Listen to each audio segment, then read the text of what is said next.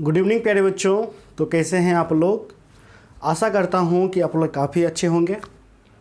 आज मैं आप सभी को फिर से भूगोल पढ़ाने के लिए आया हूं। भूगोल में हमारा 5वां अध्याय चल रहा है जिसका शीर्षक है प्राथमिक क्रियाएं।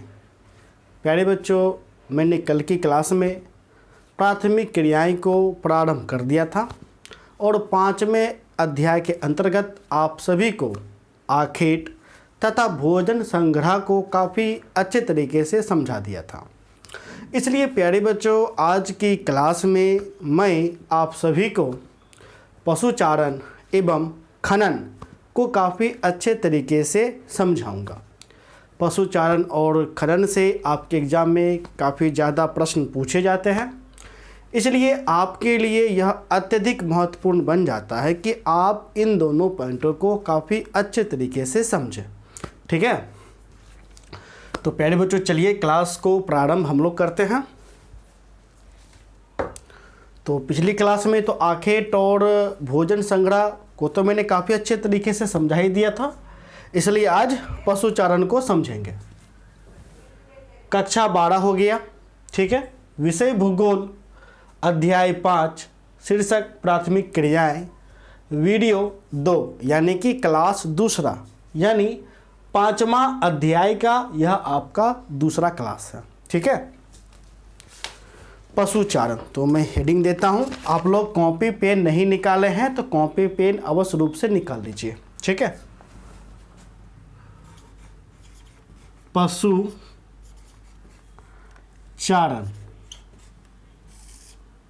ठीक है प्यारे बच्चों, पशुचारण से आपका स्पष्ट हो रहा है पशुओं को चराना। ठीक है, अर्थात पशु को जब हम पालेंगे, ठीक है, पशु को जब हम क्या करेंगे, पालेंगे और उस पशु के माध्यम से हम भोजन को एकत्रित करेंगे, उस पशु से ऊन को प्राप्त करेंगे, उस पशु का इस्तेमाल हम लोग किस में कर सकते हैं, यातायात के साधन में कर सकते हैं। तो प्यारे बच्चों देखिए, प्राचीन काल से ही यह पशुचारण आपको चलते चला आ रहा है, क्योंकि प्राचीन काल में जो लोग होते हैं वह आपको पशुचारण भी किया करते थे। वे लोग पशुचारण क्यों करते थे? क्योंकि जीवन निर्वाह के लिए यानी जीवन यापन के लिए वे लोग पशु को पाला करते थे। पशु से ही वे लोग भोजन को प्राप्त करते थे। भोजन अर्थात मांस, बहुत लोग मांस भी खाते हैं। ठीक है, तो मांस एक प्रकार का भोजन उनका तैयार हो गया। पशु से वे लोग ऊन को प्राप्त आपको करते थे। पशु यातायात का एक मुख्य साधन था प्राचीन काल में, यानी एक स्थान से दूसरे स्थान, जैसे टमटम हो गया। ठीक है, आपका ऊँट के माध्यम से रेगिस्तान में आप लोग देखते होंगे एक स्थान से दूसरे स्थान जाना, बैलगाड़ी से एक स्थान से दूसरे स्थान जाना। इस प्रकार पशु जो है काफ़ी इंसानों के लिए काफ़ी ज़्यादा महत्वपूर्ण आपको हो गया था। ठीक है, तो इसीलिए जो है प्राचीन काल से ही पशुचारण आपको चलते चला आया है। ठीक है, लेकिन पहले के समय में क्या था कि पशु जो चारण जो था उसका स्तर काफ़ी निम्न था, यानी काफ़ी निम्न स्तर था। ठीक है, और वर्तमान समय में यदि हम देखें तो पशुचारण का जो स्तर है काफ़ी उच्च हो गया है। आज के समय में यदि लोग पशु का पालन भी करते हैं तो वह वैज्ञानिक विधि के माध्यम से करते हैं। इस प्रकार हम देखते हैं कि जो हमारा पशुचारण है वह आपको 2 भागों में बट जाता है।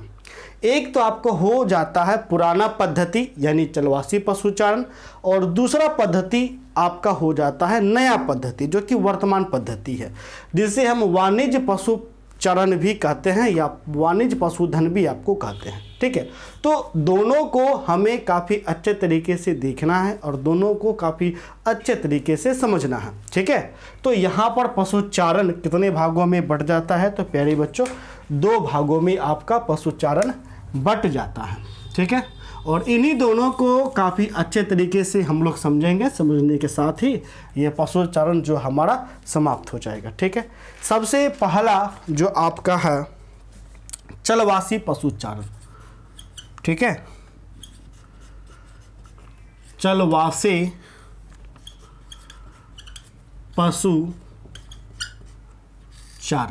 ये मेरा हो गया पहला, ठीक है।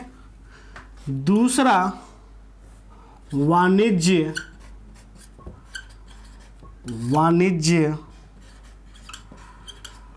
पशुधन पालन, वाणिज्य पशुधन पालन, ये मेरा दूसरा हो गया, ठीक है। अब इन दोनों को हम लोग समझ लेते हैं।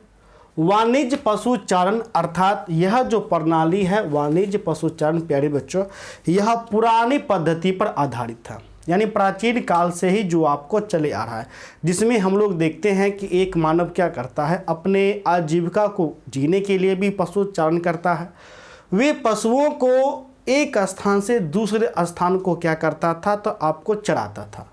क्यों चराता था? कि ताकि उन्हें उचित मात्रा में उस पशु को भोजन मिल सके। चरवाहों को काफ़ी अच्छा ज्ञान होता था कि किस मौसम में कहाँ घास मिलेगा, कहाँ घास नहीं मिलेगा। इसलिए चलवासी पशुचारण के अंतर्गत आपको चरवाहा क्या करता था, एक स्थान से दूसरे स्थान पशुओं को इस प्रकार से चलाया करता था, ठीक है। और जो चरवाहा होता था वह इसलिए पशुचारण करता था ताकि वे उन पशुओं से अपना भोजन को प्राप्त कर सके, भोजन के साथ साथ उनको भी प्राप्त कर सके तथा शिकार में भी उसका प्रयोग कर सके पशुओं का, ठीक है। उसके बाद आपका यातायात के लिए भी प्रयोग आपको कर सके। अर्थात कुल मिलाकर के हम देख रहे हैं तो जीवन निर्वाह में चलवासी पशुचारण का प्राचीन समय में अत्यधिक आपको महत्व था, ठीक है। जबकि जो वाणिज्य पशुधन पालन, प्यारे बच्चों, हो जाता है, आपको स्पष्ट हो रहा है वाणिज्य से ही। वाणिज्य जिसे हम व्यापार भी कह सकते हैं, अर्थात व्यापारिक पशुधन। अब जैसे ही मेरा वाणिज्य कहिए या व्यापारिक कहिए, बात आपको प्यारे बच्चों बराबर है, ठीक है। अब वाणिज्य या व्यापारिक का मतलब ही होता है अधिक से अधिक आय प्राप्त करना, ठीक है। यानी इसका पालन इसलिए किया जाता है कि ताकि वह अधिक से अधिक रुपए कमा सके, ठीक है। वो अधिक से अधिक रुपए कमा सके, इनके लिए वह व्यवस्थित तरीका को अपनाता है, बाड़ बनाता है, ठीक है। उसके बाद वैज्ञानिक पद्धति को अपनाता है और इन सभी प्रणाली के माध्यम से वो अधिक आय को क्या करता है, तो प्यारे बच्चों अर्जित करता है। आपके एग्जाम में ये काफ़ी पूछे जाते हैं, हमेशा आपके एग्जाम में पूछे जाते हैं। चलवासी पशुचारण तथा वाणिज्य पशुधन पालन में वाणिज्य पशुपालन में अंतर स्पष्ट करें। यह आपको ये भी पूछ सकता है चलवासी पशुचारण और व्यापारिक पशुधन में अंतर स्पष्ट करें। ये आपके एग्जाम में कई बार प्रश्न पूछे जाते हैं। मैं अंतर तो अभी नहीं बता रहा हूँ, मैं डायरेक्टली चलवासी पशुचारण को मैं डील कर दूंगा, यानी चलवासी पशुचारण को काफ़ी अच्छे तरीके से मैं अभी बता दूंगा। उसके बाद वाणिज्य पशुधन को काफ़ी अच्छे से बता दूंगा। जब आप दोनों को काफ़ी अच्छे तरीके से जान जाइएगा तो स्वतः आप इन दोनों के बीच अंतर कर पाइएगा, ठीक है। तो हम क्या करेंगे कि बारी बारी से सभी का पॉइंट को लिखेंगे, ठीक है। तो चलवासी पशुचारण, तो प्यारे बच्चों देखिए, जो चलवासी पशुचारण है यह आपका पुराना पद्धति है। कौन सा पद्धति है? तो प्यारे बच्चों पुराना पद्धति, यानी हम कह सकते हैं कि प्राचीन पद्धति है, जिसमें चरवाहा एक स्थान से दूसरे स्थान पर पशुओं को ले जाकर के क्या करता था, तो प्यारे बच्चों आपको चराया करता था। क्या करता था? चराया करता था, ठीक है। उसके बाद यदि हमें पॉइंट को देखें तो इसे आप इस प्रकार से लिख आप सकते हैं, ठीक है। पॉइंट बना करके आप लोग लिख लीजिएगा, काफ़ी इंपॉर्टेंट है। चलवासी पशुचारण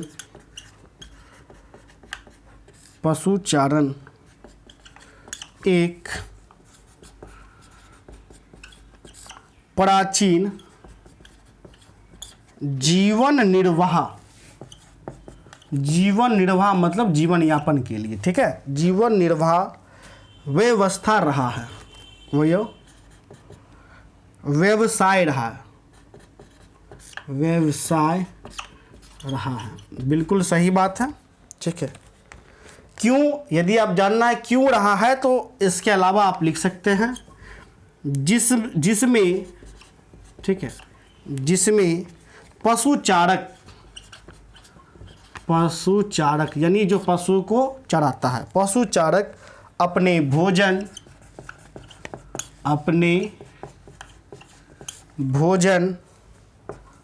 वस्त्र औजार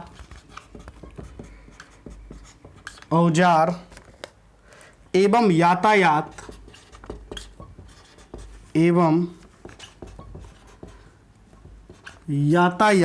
के लिए पशुओं पर ही निर्भर रहता था। पशुओं पर ही निर्भर रहता था। ठीक है, तो आपका जो प्यारे बच्चों चलवासी पशुचारण है, इसमें हमने क्या देखा? चलवासी पशुचारण एक प्राचीन जीवन निर्वाह व्यवसाय है, मैंने आपको पहले ही बताया, जिसमें पशु चारक यानी जो चराने वाला है, ठीक है, जिसमें पशु चारक वो पशु से क्या प्राप्त करता था? तो पहला बात भोजन प्राप्त करता था, यानी उनका मांस प्राप्त करता था। दूसरा वस्तु प्राप्त करता था। वस्तु क्या? जैसे ऊन हो गया, चमड़ा हो गया, ठीक है, चमड़ा से भी तो अनेक प्रकार का वस्तु बनाया जाता है, ऊन से भी अनेक प्रकार का वस्तु बनाया जाता है। सींग हो गया, सींग से भी अनेक प्रकार का वस्तु बनाया जाता है।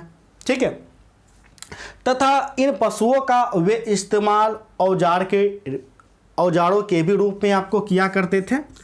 ठीक है, और यातायात के लिए वे तो करते ही करते थे। जैसे आपका बैलगाड़ी हो गया, ठीक है, उसके बाद बैलगाड़ी हो गया, याक हो गया, ऊंट हो गया, और यातायात के लिए पशु पर ही निर्भर रहता था। इसलिए पशु पालन जो है प्राचीन काल में अत्यधिक आपको महत्व आपको दिया जाता है। ठीक है ना। दूसरा पॉइंट यदि मैं बात करूं दूसरा पॉइंट का, तो इसमें से देखिएगा, अब सभी पशु को तो नहीं पाला जाता था। जैसे शेर को तो नहीं पाला गया, चीता का तो नहीं पाला गया। तो चलवासी जो पशु चारक था वो खास करके किन किन पशुओं को वो पालता था? तो वो खास करके बैल और गाय को वो पालता था, भेड़ बकरी को वो पालता था, ऊंट को पालता था। ठीक है, भेड़ गाय बकरी ऊंट, याक को भी पालता था, याक। ठीक है, तो ये सभी जो जानवर है, ये सभी जानवर प्रमुख पालतू पशु थे, यानी मुख्य रूप से इन्हीं पशुओं को पाला जाता था। भेड़ का प्रयोग जो है वस्त्र यानी ऊन के लिए किया जाता है, बकरी से मांस वे लोग प्राप्त करते थे, ऊंट से यातायात का उत्तम आपका स्रोत है। ठीक है, बैल से क्या होता था पता ही है, बैल का प्रयोग जो है वे लोग जो है खेती करने के लिए किया करते थे, गाय का प्रयोग दूध के लिए वे लोग किया करते थे। ठीक है, तो इस प्रकार से इन सभी जानवरों को पाला जाता था। ठीक है, चलवासी पशु चारक का एक और खासियत ये भी था कि ये एक साथ अनेक, ठीक है, ये एक साथ अनेक पालतू जानवरों को यह पालते थे। जैसे मान के चलिए, चूंकि जीवन निर्वाह करना है, हमें जीवन जीना है, तो इसके लिए ज़रूरी नहीं कि हम एक ही जानवर को पाले। आपको इसमें क्या होता था, चलवासी पशु जो चारक जो होता है वो एक साथ कई पशुओं को पालते थे। जैसे वो बैल भी पाल लिया, गाय भी पाल लिया। बैल का काम वह करता था, बैल से वो खेती करता था, गाय से वो दूध प्राप्त करता था, भेड़ से ऊन प्राप्त करता था, बकरी से मांस प्राप्त करता था, तथा ऊंट से एक स्थान से दूसरे स्थान जाने के लिए वह आपको प्रयोग करता था। इसलिए हम कह सकते हैं कि चलवासी पशुपालक जो है एक साथ अनेक, ठीक है, एक साथ अनेक पशुओं को वह पाला करता था। ठीक है, तो हम यहाँ पर लिख सकते हैं एक साथ अनेक पशु का पालन किया जाता था। ठीक है, तो इसलिए वो एक साथ अनेक पशुओं को वो चराता भी था एक स्थान से दूसरे स्थान। अब वो एक स्थान से दूसरे स्थान क्यों चराता था? क्योंकि वो भोजन की तलाश में, ठीक है, भोजन की तलाश में, जैसे घास के लिए, हरे हरे घास के लिए वे अपने पालतू जानवरों को एक स्थान से दूसरे स्थान पर ले करके जाता था। क्योंकि चरवाहों को यह पता होता था कि कहाँ पर किस मौसम में किस महीने में आपको अच्छी किस्म का घास होगा कि नहीं होगा, कहाँ पानी होगा, इस प्रकार से उन्हें काफ़ी अच्छी जानकारी होती थी। इसलिए वे एक स्थान से दूसरे स्थान जा कर के आपको अपने पशुओं को, अपने पालतू पशुओं को भी आपको चराया करते थे। तो इस प्रकार चलवासी पशु चारण का आपको ज़िंदगी आपको हुआ करता था। ठीक है, उसके बाद यदि हम और भी पॉइंट देखना चाहेंगे तो आपका बहुत सारा आपका पॉइंट है। ठीक है, लेकिन यहाँ पर आपका मुख्य तौर पर से ये पॉइंट आपका समाप्त हो गया। तो चलवासी पशु चारण के लिए इतना आपको काफ़ी है। इसलिए प्यारे बच्चों अब हम देखेंगे वाणिज्य पशुधन पालन। ठीक है, क्या देखेंगे तो प्यारे बच्चों वाणिज्य पशुधन पालन। यदि आप लिखना चाहते हैं तो आप लिख सकते हैं इसको। ठीक है, मैं यहाँ पर साइड में आपको मैं लिख देता हूँ।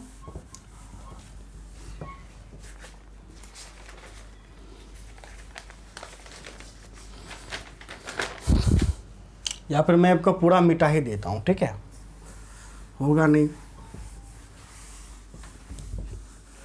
अब हम लोग देखेंगे वाणिज्य पशुधन पालन। देखिए, वाणिज्य का तो मतलब आप लोग जानते ही हैं, व्यापार। अब धीरे धीरे ये जो चलवासी पशुचारण है यही आगे चल करके, ये जो चलवासी पशुचारण है यही आगे चल करके आपको वाणिज्य पशुधन पालन का रूप आपको ले लेता है। ठीक है, रूप इस प्रकार से लेता है कि मानव क्या करता है कि मानव जो है व्यापार करने के लिए, अत्यधिक लाभ प्राप्त करने के लिए, अत्यधिक आय प्राप्त करने के लिए वे जानवरों को पालते हैं और पाल करके वे क्या करते हैं, उनसे मांस प्राप्त करते हैं, उनसे आपका अनेक प्रकार के चीज़ों को प्राप्त करके वह दुनिया भर में वह क्या करते हैं तो उनका वितरण करते हैं, या तो डब्बा बंद करते हैं। अब डब्बा बंद कहने का मतलब है कि जैसे मान के चलिए मैंने एक गाय पाला। ठीक है, अब गाय से मैंने दूध प्राप्त किया, अब दूध को डब्बा बंद करके हम क्या करेंगे कि पूरी दुनिया भर में उसका वितरण आपको है ना कर देंगे।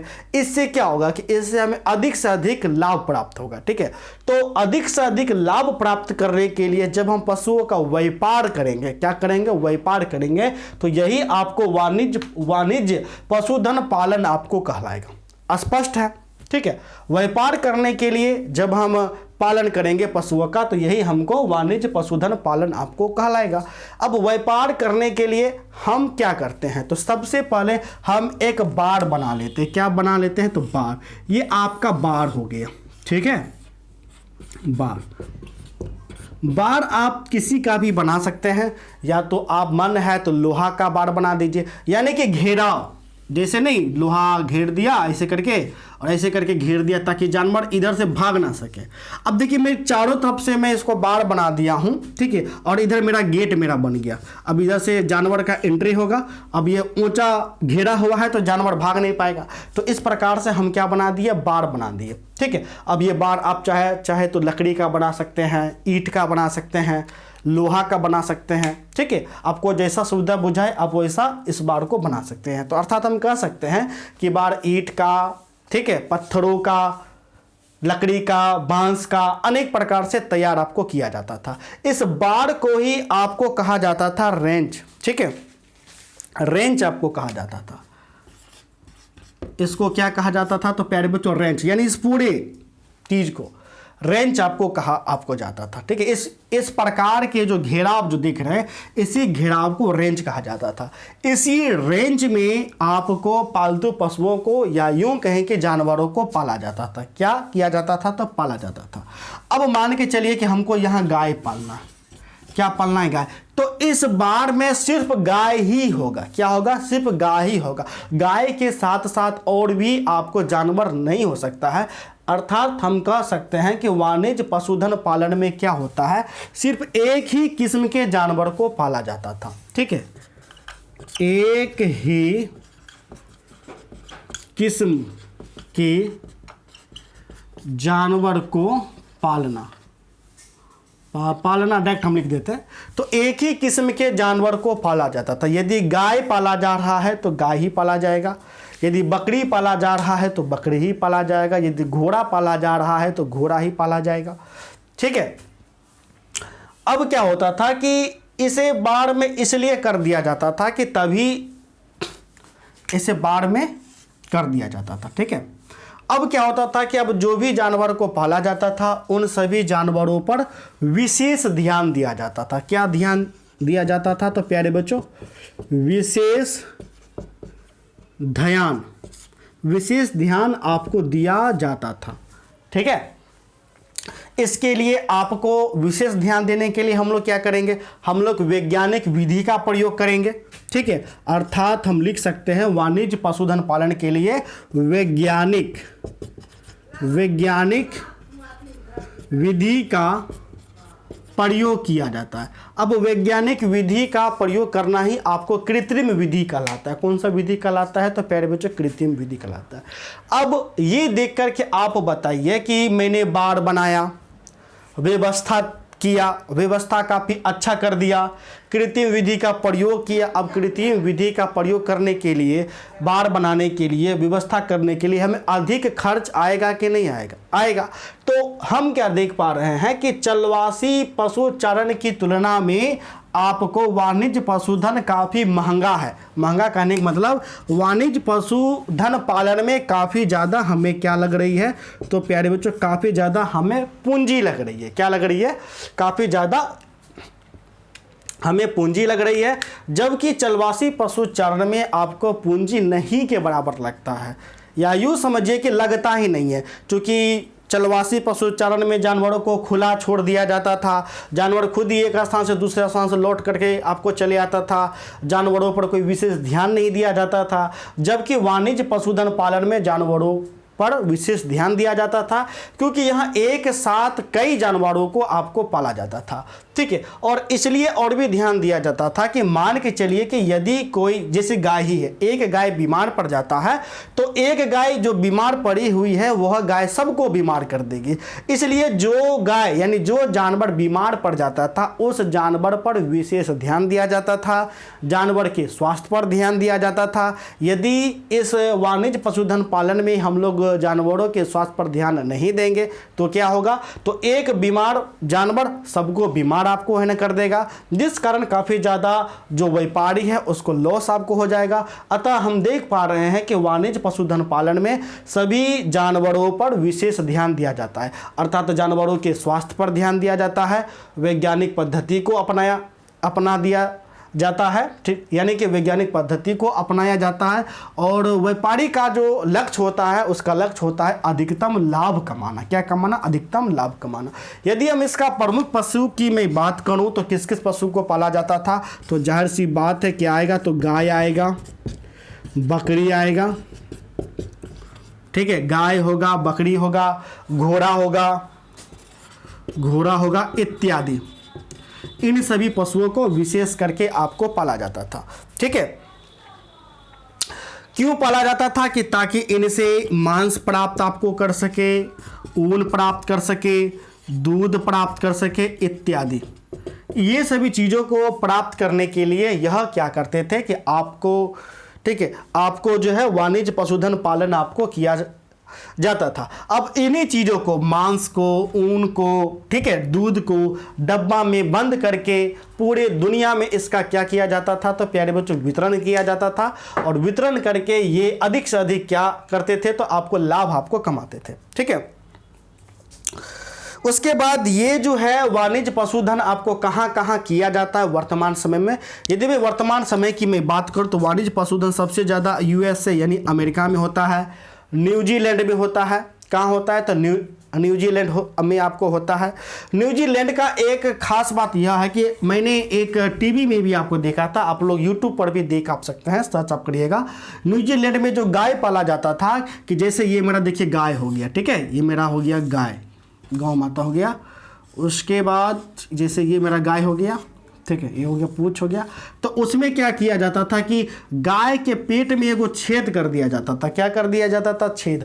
और जो भी गाय जो भोजन को पचाया है कि नहीं पचाया है, इस छेद में हाथ घुसा करके वो आपको जांचता भी था। तो इस प्रकार का वैज्ञानिक पद्धति प्रयोग करके खास करके न्यूजीलैंड में गायों को आपको पाला जाता था। आप चाहे तो इसे यूट्यूब पे देख आप ना सकते हैं। ठीक है, तो प्यारे बच्चों, इस प्रकार से आपका वाणिज्य पशुधन पालन आपका है, और इस प्रकार से, चलवासी पशुधन पालन है। यदि मैं दोनों के अंतर की मैं बात करूं तो आप अंतर भी कुछ इस प्रकार से आप कर सकते हैं, काफ़ी आसान है अंतर करना, ठीक है।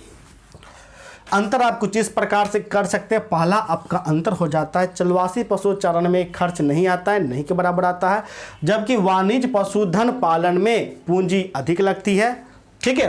पहला अंतर हो गया। चलवासी पशु चारण में अनेक पशुओं को पाला जा सकता है, जबकि वाणिज्य पशुधन पालन में सिर्फ एक ही किस्म के पशुओं को आपको पाला जाता है, ठीक है। चलवासी पशु चारण में, ठीक है, चलवासी पशु चारण में विशेष रूप से जानवरों पर ध्यान नहीं दिया जाता है, जबकि वाणिज्य पशुधन पालन में सभी पर विशेष ध्यान दिया जाता है, उनकी बीमारी पर, उनके स्वास्थ्य पर ध्यान दिया जाता है। चलवासी पशु चारण में वैज्ञानिक पद्धति का प्रयोग नहीं किया जाता है, वाणिज्य पशुधन पालन में वैज्ञानिक पद्धति का प्रयोग किया जाता है, ठीक है। चलवासी पशु चारण प्राचीन जीवन निर्वाह प्रणाली है, जबकि वाणिज्य पशुधन पालन एक आधुनिक व्यापारिक पद्धति है, ठीक है। चलवासी पशुचारण मुख्यतः चीन, तिब्बत, ठीक है, मध्य एशिया में आपको देखने को मिलता है, जबकि वाणिज्य पशुधन पालन अमेरिका, न्यूजीलैंड इत्यादि देशों में देखने को मिलता है। तो इस प्रकार से प्यारे बच्चों यहाँ पर हमारा अंतर भी आपका है ना हो गया है। तो पशुचारण यहाँ पर आपका प्यारे बच्चों समाप्त होता है, ठीक है। अब हम लोग देखेंगे खनन, ठीक है। तो पशुचारण आपको प्यारे बच्चों समाप्त हो गया। आपके एग्जाम में कई बार प्रश्न पूछे जाने जाते हैं, चलवासी पशुचारण और वाणिज्य पशुधन पालन में अंतर स्पष्ट करें। आशा करता हूं कि आपको समझने में किसी भी प्रकार का कोई दिक्कत नहीं है ना हुई होगी। इसलिए प्यारे बच्चों हम नेक्स्ट पॉइंट खनन देखते हैं, ठीक है। खनन, अब हमें खनन पढ़ना। यदि खनन को पढ़ लेंगे तो बस मेरा एक कृषि आपको बच जाएगा। कृषि का क्लास काफ़ी ज़्यादा लंबा होगा, इसलिए थोड़ा उसमें समय लगेगा, ठीक है। एक मिनट। तो प्यारे बच्चों हम लोग आज खनन को समझेंगे, यदि समय मिलेगा तो कृषि को भी हम लोग अच्छे से समझ लेंगे, ठीक है। पहले खनन। अब सबसे बड़ी बात यहाँ पर यह है कि आपके मन में प्रश्न आएगा कि सर आप हमें सबसे पहले यह बताइए कि आखिर खनन क्या होता है। तो प्यारे बच्चों खनिजों को निकालना ही खनन आपको कहलाता है, ठीक है। खनिजों को निकालने की प्रक्रिया क्या कहलाती है? तो प्यारे बच्चों खनन कहलाती है, ठीक है। तो अब खनिज कहाँ से निकाला जाएगा? ज़मीन में से, यानी जो हमारा जो पृथ्वी है उस पृथ्वी पर खनिजों को निकालना ही खनन कहलाएगा। खनिज तो आप तो जानते ही है खनिज क्या हो, जैसे कोयला हो गया, गैस हो गया, पेट्रोलियम हो गया, लोहा हो गया, तांबा हो गया, ये सभी आपका क्या है? तो प्यारे बच्चों खनिज ही तो हैं, ठीक है। तो इसलिए खनिजों को निकालने की प्रक्रिया को हम क्या कहेंगे? तो हम आपको खनन कहेंगे। यदि आप लिखना चाहते हैं तो इसे आप लिख सकते हैं, ठीक है।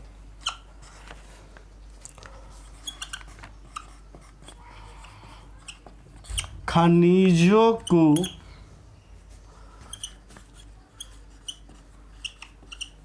निकालने की प्रक्रिया को खनन कहते हैं, ठीक है। खनिजों को निकालने की प्रक्रिया को खनन कहते हैं। अब प्यारे बच्चों खनिज को जो निकाला जाता है वो दो प्रकार से खनिज को निकाला जाता है, ठीक है। अब दो प्रकार से क्यों? यानी खनिज निकालने का जो विधि होता है वह विधि दो प्रकार से होता है। क्योंकि प्यारे बच्चों देखिए जो खनिज जो होता है, मान के चलिए ये मेरा सतह है, पृथ्वी है, ठीक है। तो खनिज एक तो सतह पर मेरा खनिज होता है और एक धरती के अंदर या समुद्र के अंदर होता है। अब आप ही बताइए कि जो खनिज धरती के अंदर है, धरती के अंदर कौन कौन होता है? जैसे पेट्रोल हो गया, धरती के अंदर होता है। जैसे गैस हो गया, धरती के अंदर होता है। कोयला हो गया, धरती के अंदर आपको होता है। तो बहुत सारे खनिज धरती के अंदर होते हैं और बहुत सारे खनिज धरती यानी कि सतह पर होते हैं, ठीक है। तो इस प्रकार खनिज निकालने की जो प्रक्रिया होती है यानी जो विधि होती है वह विधि दो भागों में बट जाती है। ठीक है, एक आपका जो विधि होता है वह आपको सतही खनन होता है, और जबकि क्योंकि जो सतह पर, जिस खनन को सतह पर किया जाता है वह सतही खनन प्यारे बच्चों आपको कहलाता है। और दूसरा आपको जो जमीन के अंदर जो खनन होता है उस खनन को हम लोग भूमिगत खनन बोलेंगे। क्या कहेंगे? तो प्यारे बच्चों भूमिगत खनन कहेंगे। ठीक है, तो मैं दोनों विधि को मैं लिख लेता हूं। तो यहां पर मैं आपको लिख देता हूं खनन की विधियां। ठीक है,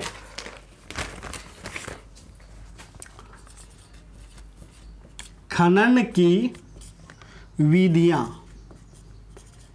ठीक है, तो खनन की विधियां प्यारे बच्चों कितना? दो हो गया।